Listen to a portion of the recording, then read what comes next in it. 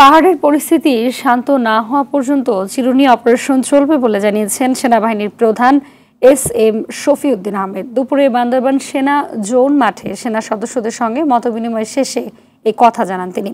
অভিযানে কয়েকজনকে আটকের কথাও জানান সেনাবাহিনীর প্রধান। এদিকে বান্দরবানের রুমা ও থানচিতে পরিস্থিতি স্বাভাবিক হলেও আতঙ্ক কাটেনি। বান্দরবান প্রতিনিধি সাফায়েত হোসেনের তথ্যচিত্রে বিস্তারিত জানাচ্ছেন ইমরুল কায়েস। পরিস্থিতি পরিদর্শনে বান্দরবান আসেন সেনাবাহিনীর প্রধান এস.এম. শফিউল আহমেদ। সেনা সদস্যদের সঙ্গে মত বিনিময় করেন তিনি।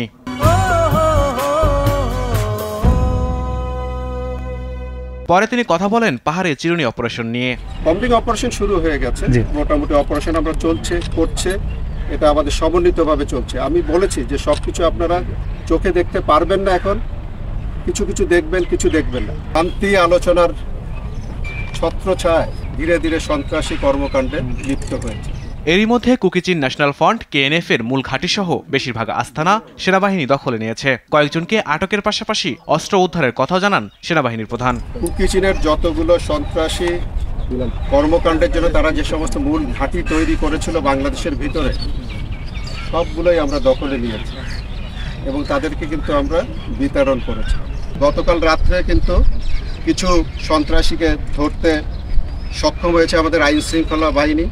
এদিকে র্যাবের অভিযানে KNF এর 2 নেতাকে আটক করা হয়েছে। এরা হলেন সংগঠনের কেন্দ্রীয় কমিটির প্রধান সমন্বয়ক চেউসিম বম ও KNF নেতা রোনাল লিং বম।